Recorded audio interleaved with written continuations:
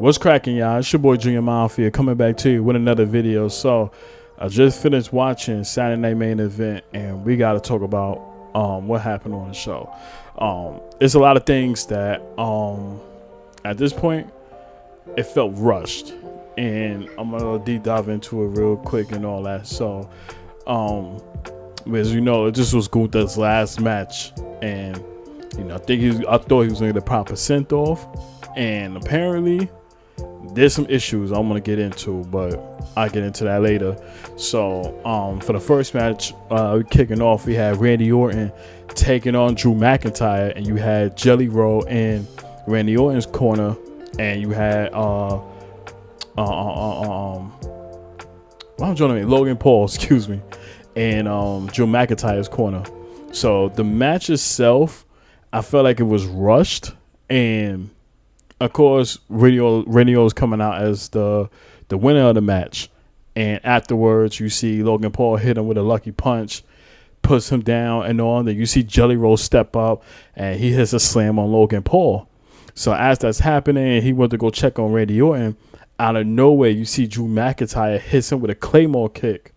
And I love the sell from Jelly Roll. It sounds crazy that he's now in an angle now with Logan Paul, Drew McIntyre, and all that stuff, and it's been confirmed that he's going to be in a tag team match with Randy Orton taking on Drew McIntyre and Logan Paul at SummerSlam. That alone sounds fucking crazy, and in my opinion, it's unnecessary for me. Like somebody like a Jelly Roll, like I don't know, it's not sitting right with me personally, and I definitely have some mixed issues with that.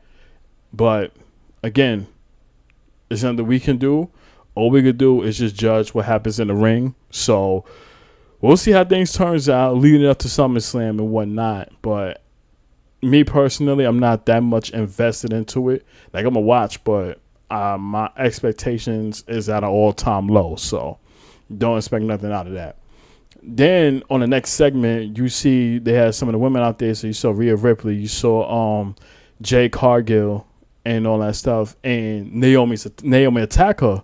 So they going on a fucking brawl outside of the barricade. Then they took it to inside the barricade to where you had the JG security, you had some of the refs trying to break them up and stuff like that.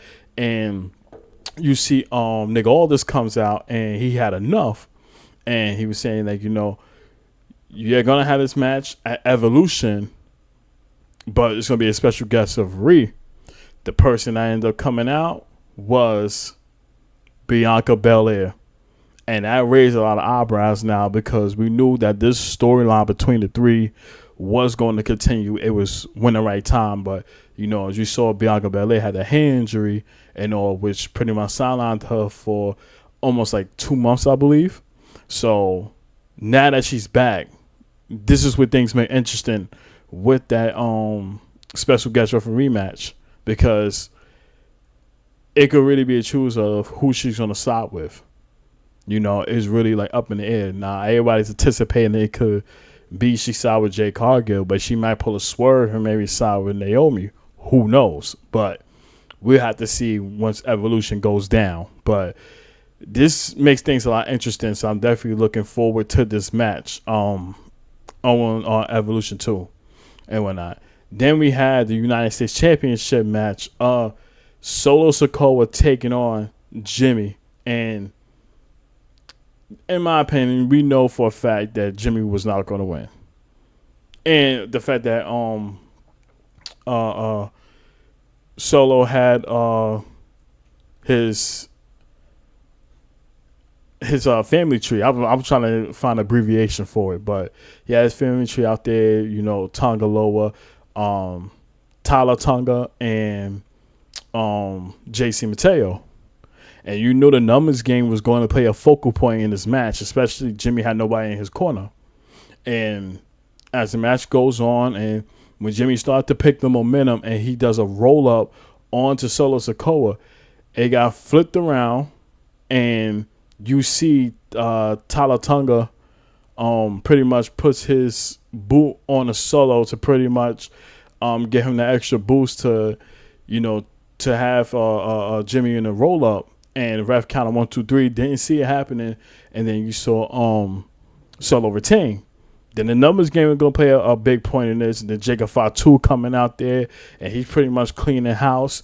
And then we had an interaction with him and Tyler Tonga and stuff like that.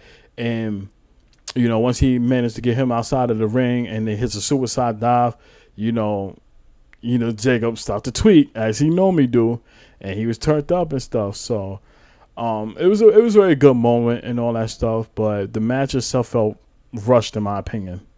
Then we had Seth Rollins taking on LA Knight, and same thing previous happened this one. However, here's what went down, and we're going to talk about this.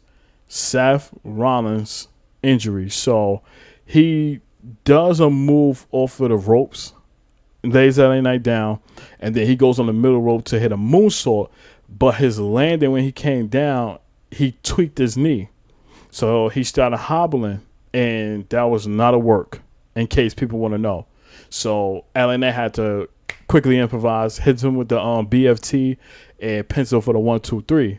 So they ain't see everything that happened, but we got news about it on Twitter that some people recorded that Seth had to be carried out of the arena, and apparently it was a knee injury. So we don't know how severe it is. So we don't know if it could be just temporary or it could silence him for a very long time.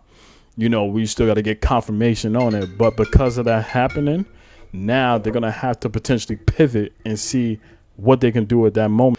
When you look at the group with Paul Heyman, with Braun Breaker, and Bronson Reed, now if you want that stable to still be a force to be reckoned with, they're going to have to go after the tag team championships.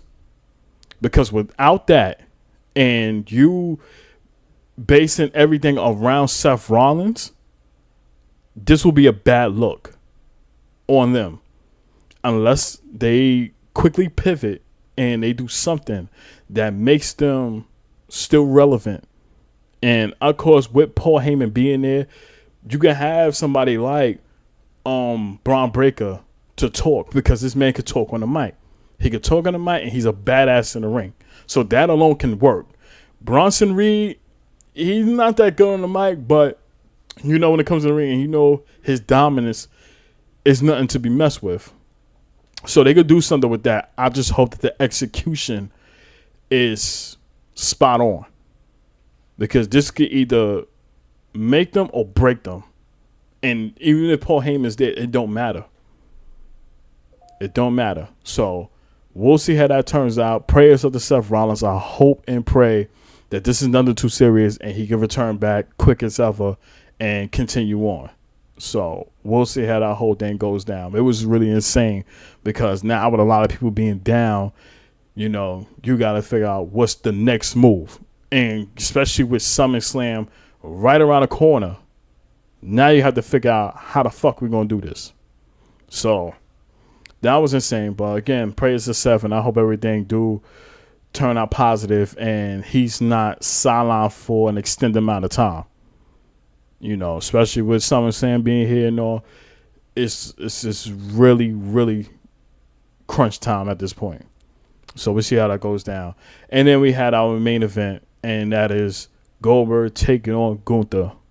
And, Gunther comes out, does it just very, straight to the point. And then Goldberg, he had some of his, his bodyguards back in the days there to assist him into the ring and all that stuff. So it was good. You see his son Gage there, a couple of his peers and stuff. So that was very dope. And him embracing the moment and coming out there doing his entrance, seeing that for one last time, we just had to embrace it. So don't mind that. It was my phone. Anyway, so he coming out there embracing it and stuff, and it gets into the ring, and as it's happening, the match starts. Gunther was gonna be aggressive and all, and one of the biggest things was Goldberg's knee, because he been having issues with it. So that was going to play a focal point throughout the match. And, Gunther tried to target it as much as he could. I like that Goldberg had some offense as well, and it didn't feel rushed. Like, they took their time with it. And, he got a little offense. Of course, he tried to look for the spear, but Gunther kept avoiding it the best way he could, and he got outside the ring. So when Gunther went outside the ring as well to go and attack him, of course, Gunther was going to counter that, and Goldberg ended up reversing it, and he looked like he was going to throw Gunther to the barricade until Gunther did this roll. And with like Goldberg was trying to set him up for a spear, Gunther was able to get out the way, and Goldberg got he speared into the barricade and stuff. So the commercial break, and one of our fears, like you said, that there's going to be a whole lot of commercial breaks, and then we're going to have a little bit of the match. It kind of felt like that, but I'm glad they was able to give them some time to like really wrestle a bit. So as it's happening, and Gunther goes on, Gunther goes on the attack and all that stuff, he started getting it up in hand, but Goldberg found some momentum, and when he tried to look for the spear again, of course, Gunther got out of the way, and Goldberg ended up spearing Charles Robinson. So now him being out, and Gunther look at this perfect time to pretty much put him out. Goldberg was able to when he put him out, he ended up taking the knee brace over Goldberg and was attacking the knee so much. And in typical Gunther fashion, he's going to taunt your family member, friends, whoever's close to you outside of the ring. And that's exactly what he did. Him going out there, going straight to Gage and pretty much taunting him with the knee brace and all that, telling him to sit his ass down and shit. And Gage wasn't having it. He jumps the barricade, but he had a security guard to hold him back. So as it's happening, and Gunther ain't paying the mind, he was just pretty much taunting him as always, and gets onto the ropes. As he going in, you see Goldberg getting up, and he's set in a position for that spear, and he goes in and he spears Gunther. Now he getting up, you see him favoring that knee a lot. So when he goes up to try to hit him with the jackhammer, he hits him, but he didn't pin him completely because of the knee shit. So ref comes in there and he go for the cover, 1-2. Gunther was gonna kick out, and at that point you could tell that was all Goldberg had left in the tank, because at that moment right there, and Gunther see him and he know that he's wounded, he takes advantage of that, put him in a sleeper hole. So as he's in a sleeper hole, Goldberg's trying to fight out, and you thought he was going to fight out until Gunther locks the hole in. And at that moment there, Goldberg proceeds to pass out. And the ref rings the bell, and Gunther retains.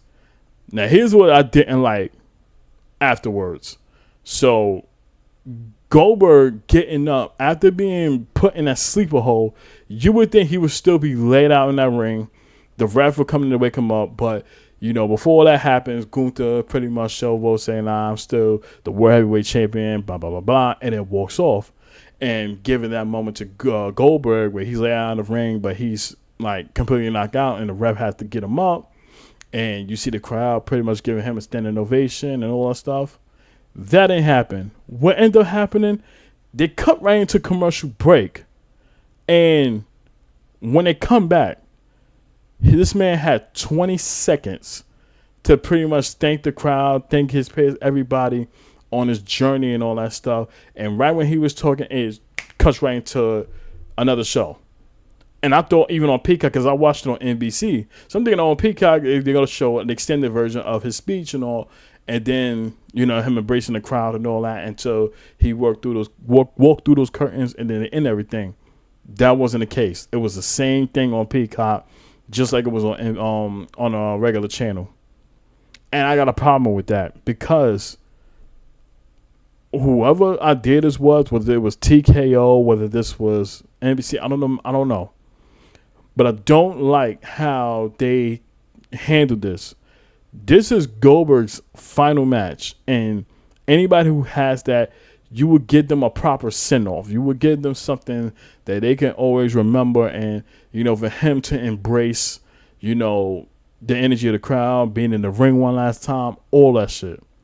The fact that you cut it off and not give him that